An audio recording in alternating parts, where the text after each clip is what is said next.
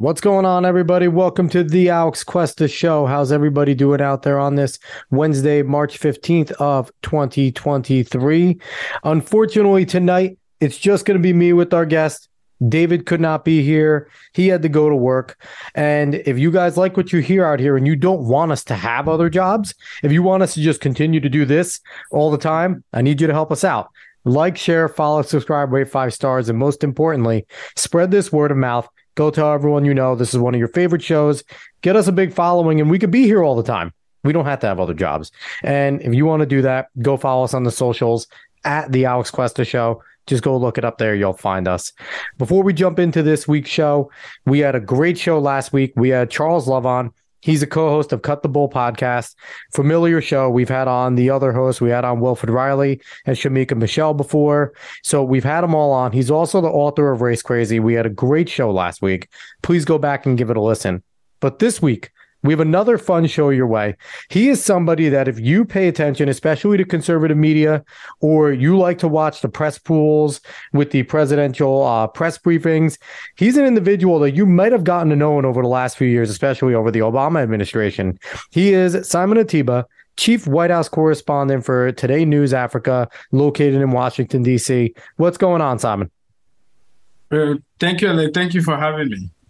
Yeah, absolutely. It's going to be a great time. You know, it's not every day that I think people have the chance to talk to somebody who has been in these press briefings. I know, they've gotten significantly bigger. I really want to say Obama kind of blew them up, right? They became a full-on everyday thing under Barack Obama. Then it continued under Trump, and the tradition continues. But, we only get a glimpse of what goes on. We see the press secretary come out. Questions are answered and asked, well, sometimes answered, but you have a different view into that. First, I want to get into what is it like when you step into that room and being a member of the press pool there? Okay, Alex, again, thank you for having me. Thank you for having me on the show. Covering the White House is really great, right? Many things happen behind the scene. It's not just the press briefing. You do background calls, the National Security Council. The National Security Council, it's almost like the brain behind the White House, right? Yeah. Every single thing in the U.S., even every single thing around the world is done at the National Security Council level before, it moves to the White House. And so we do many things, you talk to people, you cover the president, you receive statement, and then you go to the press briefings. You also watch TV and podcasts and programs like yours. And so eventually you get to that press briefing and then you have questions. And so what happened in that press briefing is, the press secretary, she comes out and then she has only 45 minutes, right? And there are 49 seats in that briefing room. It's not a big place, it's a small place. And journalists in the first and second rows, they're the one who get all the questions. So we say, okay, Fox News and Peter Doocy or NBC News, CBS and AP and all the people that on TV. So to get to that briefing room is already hard. And to be there, it's extremely demanding. It's expensive to cover the White House. And also, a lot of people have been there for years. No one knows their name because it's hard to even get a question there. She has 45 minutes. She just calls on the same people. And so you have a press briefing where the same people get the questions all the time. And the people at the back and people in the middle and, in the back of the briefing room like me are like spectators. Like we come there, we watch them, have a show. And so from time to time, you have someone like me who say, hey, spread the question, let everyone get to have a chance to ask questions. And the questions that the American people really care about.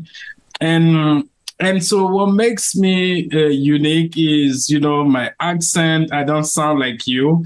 I was born in Cameroon, grew up in Africa, used to cover West Africa, have been arrested in Cameroon for doing my job, attacked by pirates on the Gulf of Guinea, kept in a dark cell, kidnapped in Nigeria, been almost everywhere and survived, right? And so I have the experience there covering hostile environments. And so when I came to the US, I felt like, this is a great place. I won't be kidnapped anymore. I won't be arrested anymore. This is the beacon of free speech and freedom of the press. And so everything would be great. But when I got to the White House, covering it every day and seeing how things are done there every day, I now have a different experience. Yeah, I can only imagine, it's a pleasure to talk to you because, being an American, grew up in New Jersey, I'm in New York now. I can't say that I have interacted with many people directly from Africa. I had a teammate at Marist College that he was from Africa. He came over to New York, but that's really my biggest extent of it, right? So it's great to see different perspectives and hearing these different things. I want to ask, you're in there. So like you said, there's a lot of different things that go into being a part of the press room, right? Do you get to go on the trips with the president? Are you part of that press pool, or is that only a select group of people that are allowed to attend the trips? So it's not always a select group that is expensive, right? Every trip costs like $5,000. Some trips cost up to $15,000. Wow. Because the press pool, so the journalists try to be independent, and they don't want the White House to pay for the trip. Mm-hmm. And so they try to be independent, so they pay for their own trip. And it gets expensive. If you are a small media organization that focuses on US-Africa relations, that's what Today News Africa does. We focus on one thing and one thing solely, US-Africa relations, and that's it. We focus on what is happening in Africa that affects the US and what is happening in the US that affects Africa. We will focus on things like there's a hearing, for instance, tomorrow on the AFRICOM, the US Africa Command, right? Yeah. Which is based in Germany. It's not even based in Africa, but, their job, they're based in Stuttgart, Germany, and their job is to, handle all the security issues that have to do with Africa. So that's a big bit. In December 2022, President Biden received nearly 50 African leaders in Washington, D.C. for the US-Africa Summit. Mm-hmm. That was the second time that summit took place. The first one was in 2014 during the Obama administration. And so when those people come to D.C. to discuss US-Africa relations, that's a big, that's our beat. That's what we do. Cool. And yeah. So, I have to do a quick aside because you're in the White House a lot. Are the people like the Secret Service members that you probably see every day, probably a lot of the same people, are they friendly people? Or are they just like, regular people, like nice? No, they're not. First of all, they're not the same people. Okay. So the White House is a machine, right? It's not one person. So many people and so many actors and so let me say it this way. There's no house in the world like the White House. So when you come into the White House, for you to have access to the White House, you need to have what they call a hard pass. When you're a journalist and you've been credentialed, you have a hard pass. The hard pass means, the Secret Service checks your background, no criminal record. They don't want someone who will come and endanger the life of the president. Yeah, sure. Absolutely. To make sure you don't have criminal record, all those stuff. So those are just basic things. Mm-hmm. And so you meet a lot of Secret Service outside the White House. Actually, they change them I don't know if it's 3 hours or 2 hours. So They keep changing. Yeah, no, they're big. They don't want someone who is exhausted. Imagine an agent who is there at the White House every day and spend 10 hours. They can't do the job. So they keep changing them. They keep moving them. They keep, so they are different people. You see different people every day. There's one or two persons that I always meet who have been there for a long time. Like during the Biden administration, I've seen them there a few times. But most other agents, they're not there every day. Sometimes you meet someone, an agent at the White House, and they tell you that this is the first time in DC. This is the first time they're in the White House. So they keep changing them. I mean, that's some cool inside stuff, because I don't think many people know that. I don't think many people, they probably think that, the president has a separate, a set of secret agents only for him and, agents. And so that's actually pretty cool inside baseball that I don't think a lot of people know. So you've dealt with both Jen Psaki and now Karine Jean-Pierre. Which one have you liked more? Who do you think is a better press secretary right now? All of them have lied a lot. All of them know how to spin. Jen Psaki knows how to spin better than Karine Jean-Pierre, right? Mm-hmm.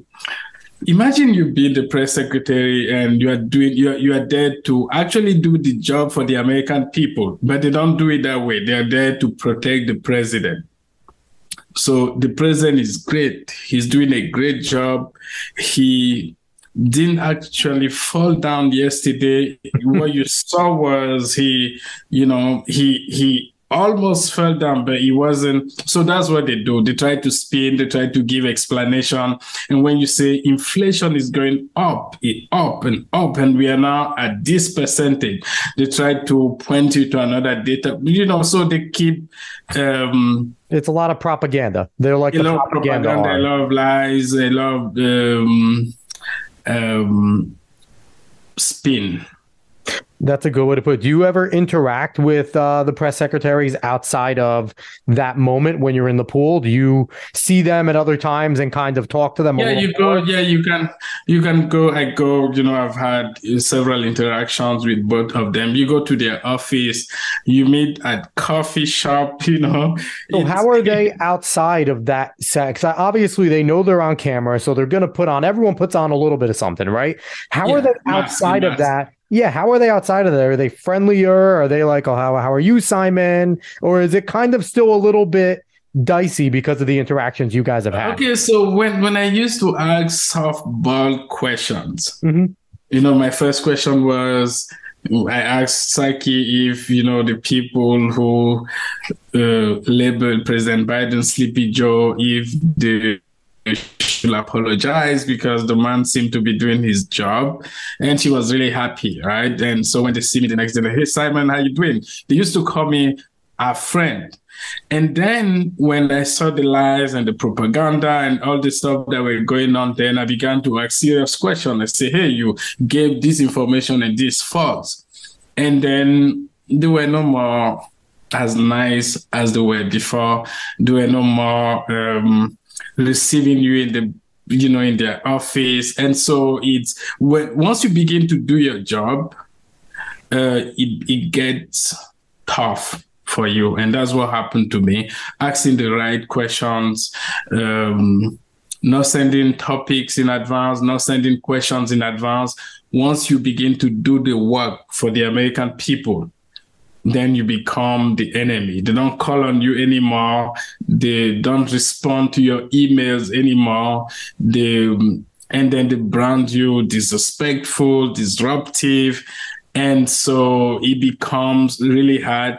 And when you apply for credential to attend President Biden event, maybe press briefing, they don't credential you, they credential the same people. So it can be tough trying to do the right thing. And right now, she's not called on me in months, almost 6 to 7 months. And so I end up yelling my question. I end up expecting, even sending, it gets tough. Once you do your job, Alex, you become the enemy. And now so that's what I can say. So we need more people like you, more journalists like you that are willing to, ask questions, right? Whether, and it's a simple situation where if what you're asking is factually incorrect, then correct it, right? Respond and correct it. So I do have to ask, because you have gotten a lot of popularity from the conservatives and the right, because you have, called out some things with Jen Psaki and KJP. And it's like, when you came over here, were you always a, free speech type of person? Were you always more of a small government type of person? Or have you kind of seen what the left is in this country, and has that pushed you more towards the right? Yeah, so when in 2020, right, our newspaper, Today News Africa, actually endorsed candidate Biden, right? Because we believe that this was a great guy. The New York Times told us that the guy who was there used an asshole, word against Africa. And so we didn't really trust him. We were like, okay, Trump is a bad guy. Biden is the good guy. He says the right thing. He says he will fight for the little guy. And so we endorsed him. And so that's why I became full. I began to cover the White House full time. I was there during Trump. It wasn't full time. I would come when he's receiving maybe the president of Nigeria, or on and off. I wasn't there full time. And I decided to become a full time staff because the good guy was in the White House. Wow. Only for me to begin to face discrimination. I began to realize that, first of all, people who have covered the White House longer than me, they realized that they had more access during previous presidents. They even had more access during President Trump than President Biden. Just to give you an example, President Biden has not come to the press briefing room even once in more than 2 years. This is his third year in office. Yeah. He's not come even once. And if he doesn't come, and today is March 15, if he doesn't come this year, next year is election. Nothing really happens next year. Everyone will be flying. He has to fly, try to win, the campaign and things like that. So it's going to be tough. So he's not come there. President Trump had this antagonistic relationship with the media, but they still had more access. More people attended the event. He came to the briefing room. He took questions. And even when President Biden briefs the media, what we realize is he reads a statement and doesn't actually take questions. And when he takes questions, he reads the names of the people he's been given to call on. So if he tell them, I have 7 people and you are all supposed to ask me one question. And so you have 150 journalists there, you have 7 names, and they already have an idea of the questions that they will ask him. And you can see that too, because whenever Biden goes to walk away, and if he turns around and he takes a question that he maybe wasn't supposed to, his answer is always beyond terrible. Like, his answers aren't great anyway. There are a lot of propaganda. But then when he gives his honest answer, you see a lot of President Biden coming out, and it's never good. And the thing with Trump too is, I think Trump fed off of that. He likes arguing. He likes debating. So when it came to access, he would ridicule the media, but he liked fighting with them. I think it was just part of the things that he enjoyed. So it was kind of good for you guys in the media, because you always knew, hey, Trump is going to at least fight with us and give us some clips and some good sound bites to go with. Yeah, exactly. So you have those back and forth, right? Those clashes, those fights with President Trump. He will come, he will say you are fake media, and then he will give you. I know Governor DeSantis trying to do the same thing in Florida, but Trump is Trump. Yeah. And so we have those, we had those clashes where he is like, okay, this guy doesn't like the media, but he actually answered questions, even though it was a contentious relationship, but we rather have that than have someone who just leaves and doesn't take any question. So, So in 2024, if it's Biden versus Trump again, and Today News Africa has to endorse a candidate. Are you going to endorse Donald Trump? Would you personally vote for Donald Trump this time around after interacting with both presidents? Okay, so I don't know, right? Like we don't really, usually we listen to them, their policies, what they're saying, even though they go there and they do something else. Yeah. But it's really hard when this time you have a record, right? For both of them, you have a record for each of them. They've each have served 4 years. Yeah. Trump has the black eye with COVID, right? I think a lot of conservatives are going to disagree with a lot of things he did on COVID. Yeah. But now at least you have a record to go on for 4 years of each person. Yeah. And also you see, okay, what's the US-Africa relation right now under Biden, right? Mm-hmm. You know what happened last year around, I think that was March. So Russia-Ukraine war started in February of 2022. And so they had a big vote at the UN National, at the United Nations in New York City. Yeah. And the US usually has the support of African nations. And when they had that vote, they realized that a lot of African nations really didn't back the US the way they used to. Mm-hmm.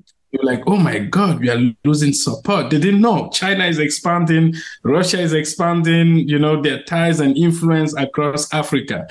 And so what did they do? They say, oh, we need to do something. So in August, the Secretary of State, Anthony Blinken, went to South Africa to unveil what they described as the US Africa new policy. And so in December, they decided to have the US Africa Summit. And as you and I speak today, the Secretary of State is in Addis Ababa, where we have the biggest humanitarian crisis in 2022. It wasn't Ukraine. It was at least 600,000 people have been killed in Ethiopia during the Ethiopia-Tigray region. You didn't see billions and billions of dollars going there. So if it's about human suffering and human tragedy, a lot of money and, international mobilization should have been, sent to Ethiopia, but money wasn't sent there as it should have been. And so they realized that they were losing African support. And now they're trying to play catch up when China is expanding, buying things, buying leaders, building infrastructure, building roads, bridges, and everything. And all I was telling them is, we are here to focus on US-Africa relations. So instead of actually treating us badly the way they are treating me in the White House, what they should do is to give us access so we can strengthen the relationship between US and Africa with accurate information at a time where China is spreading disinformation and misinformation against the US. It's almost like a curse where you are trying to do the right thing and the people who are supposed to help you actually oppose you. That's what is happening to me at the White House. So when we do the endorsement in 2024, it's going to be based on where is the relationship between US and Africa right now, and how do we move that relationship forward, and who is the best person to move that relationship at this now, and is it Trump, or we don't know if Trump will win the nomination, but everything seems to show that if elections were held today, Trump will win the GOP nomination. Yeah. So are we going to endorse Trump? Are we going to endorse Biden? It depends on where we are then. Understandable. And yeah, and I want to get more into the U.S.-African relations a little bit later, but I just have to say, I don't know how any African nation really trusts the United States, or really many of the industrialized nations, because I feel like they all kind of use Africa as like we're going to help them. And then they really don't. My whole life, I'm 34 years old now. I have not seen a single meaningful thing from America actually done for the African nations. So I want to get into that a little more later. I want to stay a little bit on the press pool, and then because you have an interesting thing that happened to you lately, but I have to ask, because we see all these other journalists, you interact with them. How are all these other journalists at the pool? Is it kind of like a levels, like the people that get called on kind of stick with each other? And how are the other journalists? Are you guys friendly? What is that like? Yeah, most people are friendly, right? Most people are friendly, but there's a lot of competition. Mm-hmm. And that's what the press briefings are supposed to be like. People compete, people are friendly, but they compete, and people come from different media organizations. For instance, the questions that the New York Post we ask are completely different from the questions that the Washington Post, for instance, we ask. The Washington Post, we ask a question about something completely different, and the New York Post may ask about Hunter Biden, the laptop, China, and stuff like that. And, he doesn't get called on also. The Daily Caller, for instance, may ask questions about the border, and, she doesn't get called on also. The Newsmax, for instance, James Rosen of Newsmax, we ask critical questions about, the issues that people really care about. He doesn't get called on often. And so what happens is the press briefing is actually rigged. You have people will ask you friendly questions.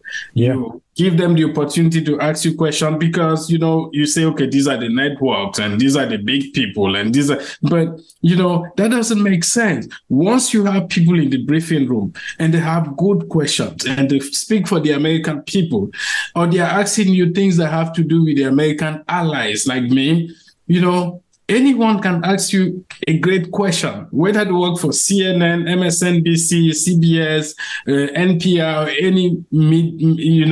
any outlet. So you can't say that this person works for CNN, and because CNN has maybe 1 million views, I will give them the question, and I won't give the question to the person who has 500,000 views, because the person who has 500,000 views or readers can actually ask you a great question that people really care about. And so the basis, the criteria are already false, the premises of why they give questions to the same people. So people are friendly, but it's competition. And the press secretary knows how to use the pool or the journalists covering the press briefing to advance the president's agenda, advance the talking points of the president. And if you're someone like me who doesn't send questions in advance, doesn't send topics in advance, then you are seen as a danger. As a result, they punish you.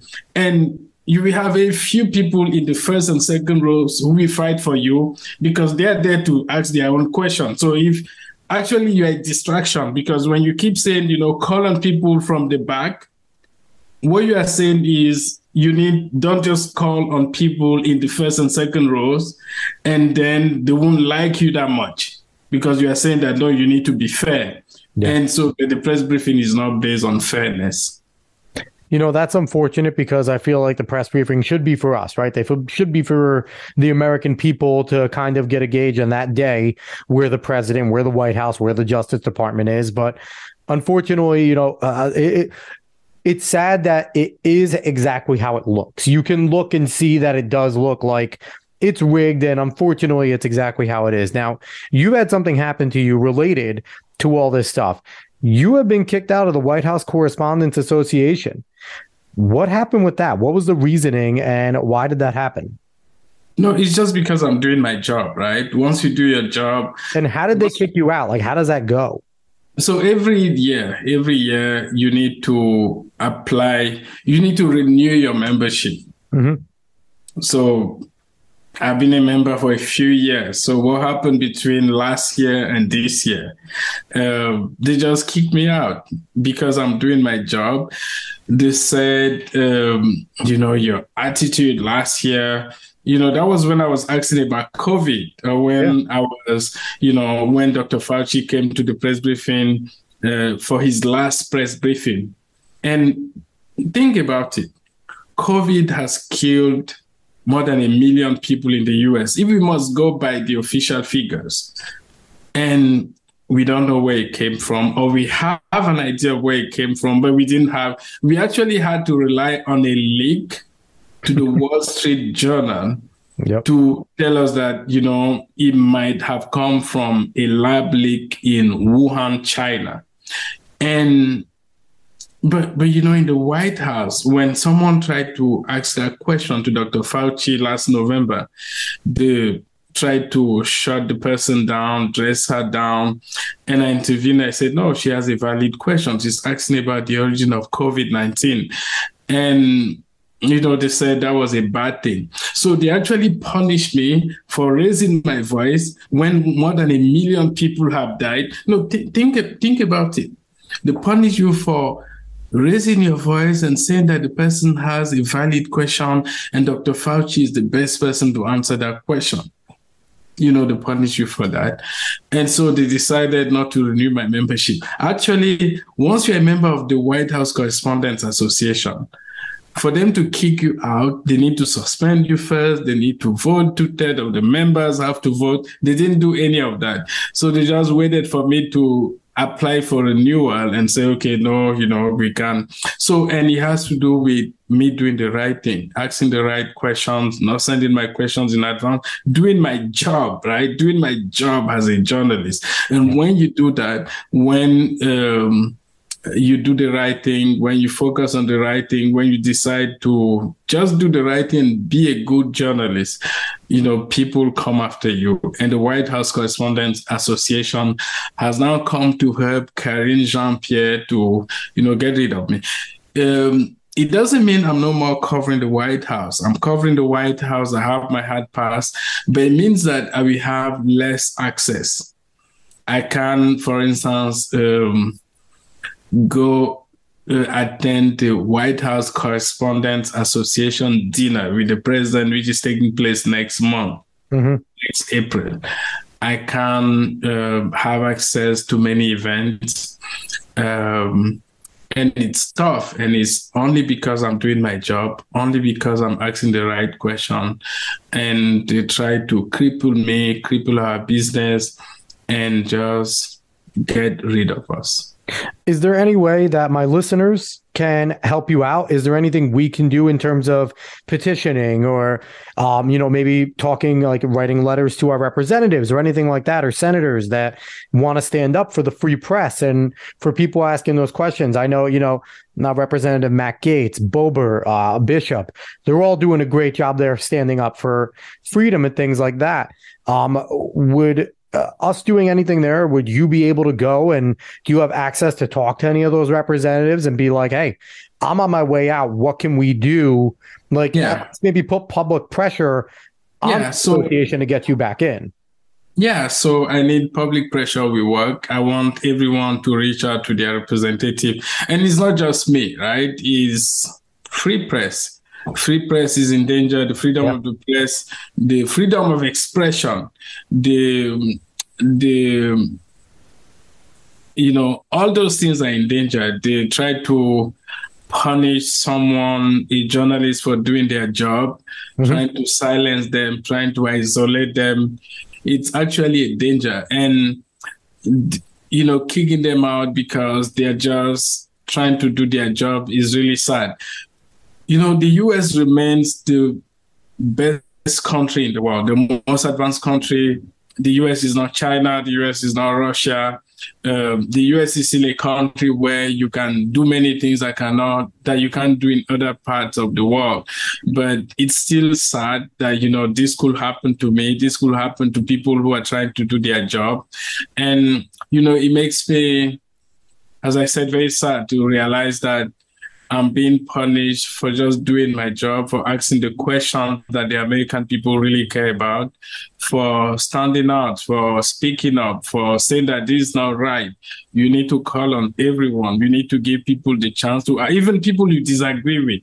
You are not there to rig the press briefing. You are not there to call on the people who ask you softball questions. Yeah. We ask you nice questions, and that's really sad. And I want everyone to support us, reach out to their representative.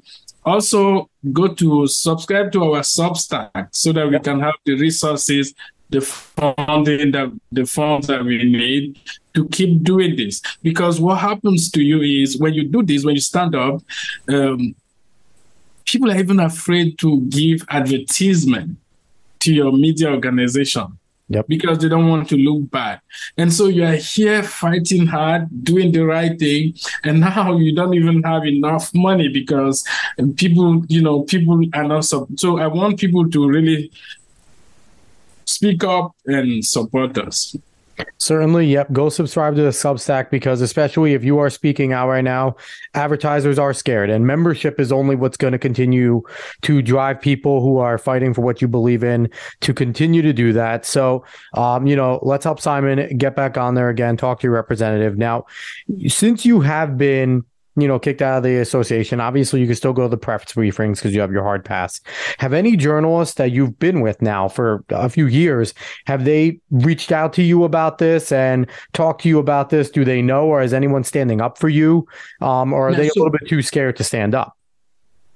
Yeah, so people stand up in private. No one does it in public. Yep. People text you, they tell you this is not right. We shouldn't do this to you. You speak for us. People send me text messages, but they don't want to look bad, right? They want to get their questions asked. They still want to be called on. And so if they are too forceful, some of them even are afraid to write your story. Because if they do that, the press secretary, we end up seeing them, the administration, we end up seeing the story, and they don't want to be in that position. They want to be in the good book of the press secretary. So what happens is when you do the right thing, you end up being lonely, actually. You are lonely, you are abandoned, and you are discouraged. But then people begin to write you, people from outside. Thousands and thousands of people begin to send you letter. People, send you book, and then they, like this one, then they sign them. People, awesome. Begin to support you. They go to your Substack, simonateba.substack.com. They go to your Twitter account, they follow you, they write you, they encourage you, they pray for you, they invite you. People like you, they give you a platform to speak your truth, they try to get your message out there. And so that's what comfort you. You realize that the people are for you, and hundreds of thousands of them, millions of them. And even though the White House is discriminating against you, even though some of your colleagues are too afraid to stand up for you, but the people are for you. And, I wear that as a badge of honor. Imagine if I was this guy who had been arrested for breaking into a shop. You say, oh, black guy who's been arrested breaking into a shop. But now, I don't do any of those things. I have no criminal record. I've done only one thing in my life, doing journalism, did my first degree in journalism, had my first degree in journalism, had my second degree in journalism. Even when there's chaos in the White House, it's always because I'm trying to do the right thing. And I believe that in the end, truth ages well. Truth ages well. When you do the right thing, even when it's controversial, in the end, you have many people rallying around you, many people supporting you. When I went to CPAC, I had hundreds of people lining up to take pictures with me, to encourage me, to pray for me. And that gave me some hope. That was a big deal for me, because it showed me that, even though you're not being given the opportunity to do your job in the White House, the people see it and they are there for you. And that was great. I guess, there's a few things here. First off, I'm calling out Peter Doocy. Peter Doocy, you're the one that gets called on all the time. You should be standing up for people that are speaking free truth, free to power, wanting to be free speech. So you should be the person standing up and defending somebody like Simon and his right to stay on there. So calling him out, that's first. Second, I have to say, I was ecstatic when you even started to talk back to me, because I did know of you as, you were a badass. You were the one that stood up and tried to get someone, calling us from the back. Like, what are you doing? Like, I thought that was awesome. And it wasn't just, people sometimes will do something like that, right? And then when they get reprimanded, they'll go away. You didn't go away. You won't go away. And that's what I think people like to get behind you for, because you're not doing it for the 15 minutes of fame. You're not doing it for that one quick write-up and that blurb on the article. You're actually doing it because you believe in it. So, I'm encouraged that you are going to continue to fight and do your job, because I think that we need more journalists like you, and like the people that we see that were on Capitol Hill, your Matt Taibbi's, your Michael Schellenberger's, your Barry Weiss, the ones that are not conservative. None of those people are conservative. They're a bunch of Biden voters, Obama supporters, but they just see something wrong, right? They see something wrong, and true journalists, if it's their side, it doesn't matter. They're going to go try and find truth. So, I love that you're there. I love that you're going to keep fighting. Now, I want to jump into what your paper, like you said, does.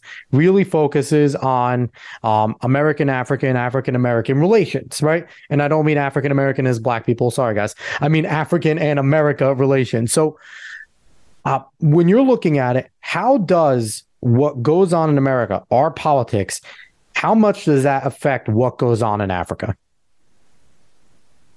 Okay, very little, right? Because there's a lot of money involved. The IMF, the World Bank, those are the institutions that the U.S. uses. The IMF, the World Bank for loans, for projects, for, all those things. But in the end, when you go back and see how much money can nation during COVID and how much was achieved, you don't really see results. You don't see those results. And so what I think has to be done, and also you see a lot of China. You see China expanding, growing. Even countries in the Middle East are now doing bigger and better than the US. And so what I'm telling them in the White House is, instead of trying to get rid of us, you need to encourage us. You need to support us, because today News Africa focuses on one thing, US-Africa relations. And as I explained before, we don't cover every single thing that happened in Africa. Yeah. We actually focus on what happened in Africa that affect the U.S. and what happens in the U.S. that affect Africa. Right now, the Secretary of State is in Ethiopia. And, Ethiopia had the biggest global crisis in 2021 and 2022, and even now in 2023. Millions of people had been displaced. 600,000 people were killed. And so more people were killed in Ethiopia, Tigray region than anywhere else in the world. The US was involved, but it wasn't enough. We didn't see those billions and billions of dollars that were sent to Ukraine. For those that don't know what happened in Ethiopia, because I feel like this is something that people would want to know, because you've said it a few times, but what actually happened there that, everyone's focused on Ukraine and everything like that. But, I think most people haven't heard of anything going on in Ethiopia, right? So what exactly happened there? Okay, so, there's a region in Ethiopia called Tigray. That region is located in the northern part of Ethiopia. And for almost 30 years, they were in power. They're actually the minority. The U.S. has been behind them for decades. So they were in power for almost 3 decades. And eventually power shifted to someone else. Prime Minister Abiy Ahmed became prime minister in 2018. In 2019, he won the Peace Prize, the Nobel Peace Prize. And so everyone expected, because of the peace between Ethiopia and Eritrea. And so everyone expected that, you won't have war. So in November 2020, the Ethiopian government and the TPLF, which is the armed faction in Tigray, began to fight over some dispute. They blame each other. Everyone blames, the Ethiopian government blames TPLF has blamed the Ethiopia. But anyway, that war went on from that November 2020 to 2021, 2023. The US was able to, with the collaboration of the African Union, to have a peace deal last year. But before that peace deal, it was almost, the war had gone on for 2 years. 600,000 people had been displaced. Millions of people had been killed. Millions of people had been displaced. And also because Ethiopia is located in the Horn of Africa, there's a big humanitarian crisis there caused by drought. There's a big drought there that is affecting Ethiopia, Somalia, Kenya, and all the countries around the Horn of Africa. So one would think that with 600,000 people killed, the US will be more involved, and the EU will be more involved, the African Union will be more involved. But what you had was the attention was just on Ukraine. Actually, the WHO, the head of the WHO, who is from Ethiopia, and he comes from the Tigray region, he used to denounce that. He used to say, hey, I understand you guys are focused on Ukraine, but people are dying in Ethiopia. We need international mobilization. The blame game has to stop. Someone has to intervene. What we realized was it was a double standard. The attention wasn't really there the way it should have been. The US was involved, but it wasn't on the same level than in Ukraine. And so that's what's been happening there. And so those are the things that we focus on when it comes to peace, the US involvement in peace talks, what the US is doing in Africa, why is Blinken in Africa, what impact is Blinken visit having in Africa. The First Lady just returned from Africa. The Vice President is going to Africa at the end of this month, and the President himself has promised to go to Africa. What is the impact of the US-Africa Summit that took place in December?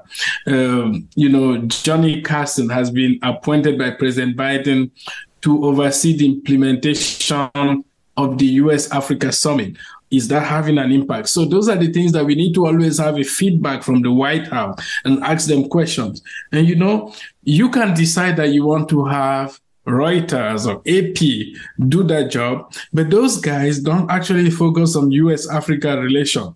They focus on US, and then from time to time they have, okay, Blinken is going to Africa, they talk to people. But if we are strong, if we have people supporting us, we can actually do the job, have teams everywhere that focus on that US-Africa relation. But when you undermine us, what you are doing is you are actually undermining the US-Africa relation. You're undermining the person who can actually do the job. And that's what we want to do. We just want to focus on US-Africa relation and make sure that, the disinformation from China, the misinformation from China or Russia, that they have no impact. We will tell them, hey, this is where the relationship is. This is the investment that the US is making.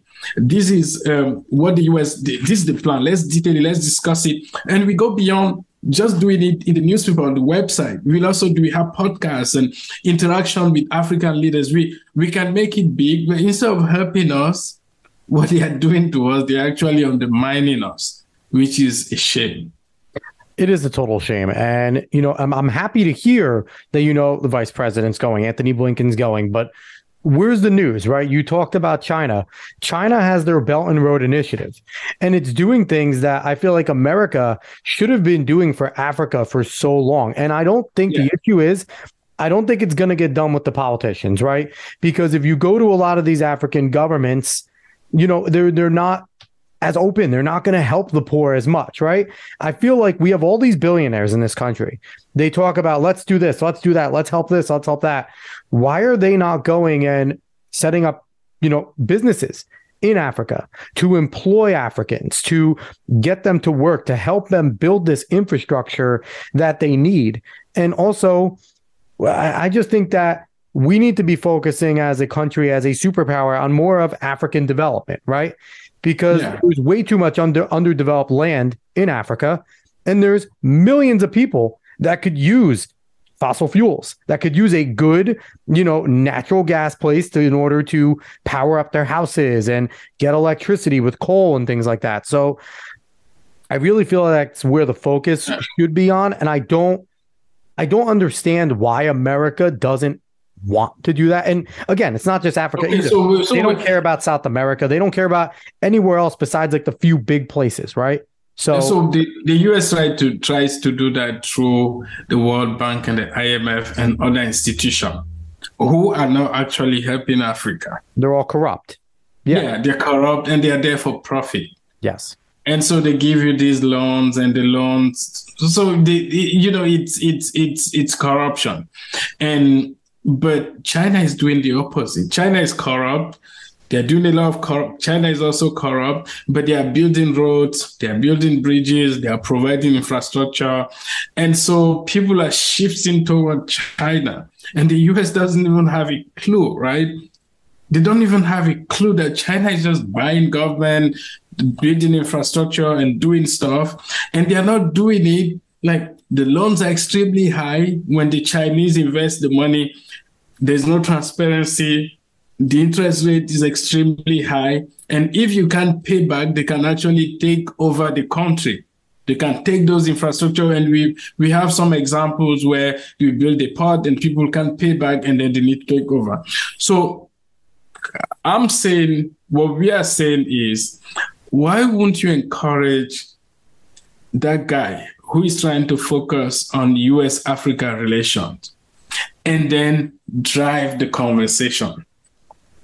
Bring all the experts and say, hey, this is where the US-Africa relations stand. This work can be done. Let's discuss it. Let's see how we move it. That's what we are trying to do. We are not trying to undermine the US, and we are not trying to undermine Africa. We are actually trying to strengthen ties between US and Africa. And then we are undermined by the US when China is spreading misinformation and disinformation against the US, when they are taking over lands and projects, and the US is almost disappearing. And so I find that so ironic, right? That the person who is trying to do the right thing, the person who is saying, we are not asking you to give us money. We are asking you to give us access so that we can drive that platform. And what's even wrong in giving us grant so that we can do our job fairly without grants that are not with no strings attached, right? You're not telling us, okay, we are giving you a grant so that you can write this. We won't do that. But if we have enough resources to do our job and to drive that conversation, is it not beneficial for the relationship between US and Africa? Will you rather have a Chinese company? They actually buy media houses, send on media houses. And so now some people don't even listen to anything US anymore. And I'm here, I'm almost like telling them, hey, help us. We are trying to do the right thing. Don't undermine us. But trying to do the right thing means we are also going to be tough even on you when you are not doing the right thing. Yeah. And don't punish us because we are doing the right thing, asking the right question, trying to focus on things that you don't want to focus on. And which is a shame, which is a real shame. It is. And that's kind of my fear, is that what China's doing is, what are they going to do? They're going to come in, they're going to build some infrastructure, they're going to build some nice houses, they're going to give bare minimum things by Western standards and by Chinese standards, but to people that are poor, these are amazing things. And then what are they going to do? They're going to turn around to the leaders of those countries and say, hey, we just brought you guys into the modern world. We own you. And everything that we need now, you're going to do. And I think that, and then what is America going to do? They're going to turn around and say, well, China was evil. China took over this nation. And yes, we all know the end game for China is to get the resources and to use them. But at the same time, they are going to make people a positive change in people's lives initially. Then they're going to put them into servitude under what they want. But it's like any other dictatorship. It's like any other autocrat. You make the people comfortable, give them things they didn't have at the bare minimum level, and then you take them over because they're loyal forever.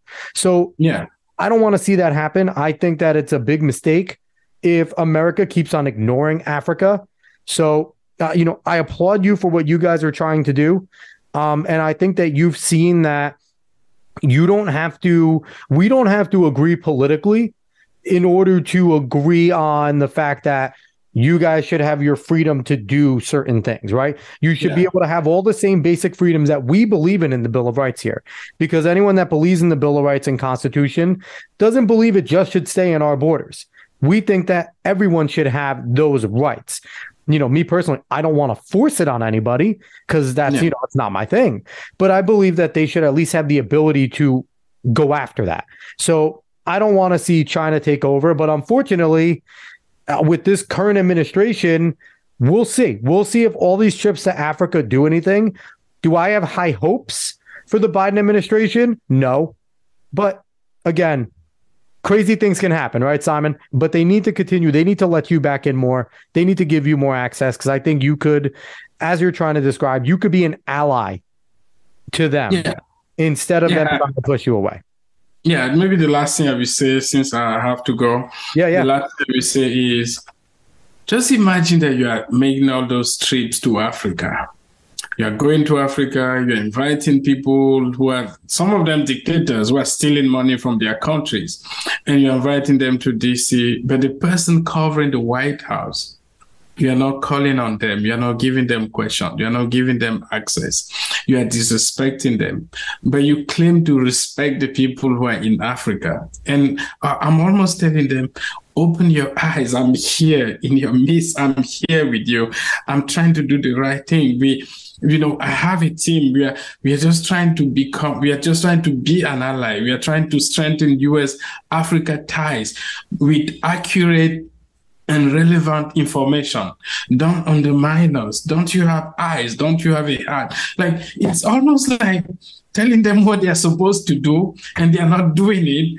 And it's almost like a cursed country, like almost as if the country is cursed, or not the country, the leaders, the people in charge are not seeing what is happening, that China is taking over, buying countries, building infrastructure, and the people who are poor, as you said, they're like, okay, I'm poor, the US is not here, at least China has given me a road, at least China has given me a phone, at least China has given me a house. And they're corrupt, but they've given me something. And the US is missing the picture. And we need to start having real conversation. And that conversation, that's what Today News Africa is trying to drive. And how do they pay us back? They actually undermine us, which beats my imagination. So, Simon, I really appreciate you coming on. I thought this was a fantastic show. You gave us a lot of good inside information about what the press room is like. I think that's awesome. Things that we really don't hear. And I think that your mission is great. And I think that by extension, you fighting to get those relations harder and stronger between America and Africa are going to go far. But you also fight for free speech and you fight for freedom of information and freedom of press. So you have a lot of support. You have our support. I want everybody go search for Simon on Twitter at Simon Ateba. Go to his Substack again, simonateba.substack.com, and go support Today News Africa, because all three of those things can use your support. Please go become a member if you can, but if not, go follow on Twitter, go do all these little things that you could do to help out. So again, Simon, thank you so much for coming on. Thank you for having me, Alex. Thank you. All right, everybody. We will be back next week. So long, all.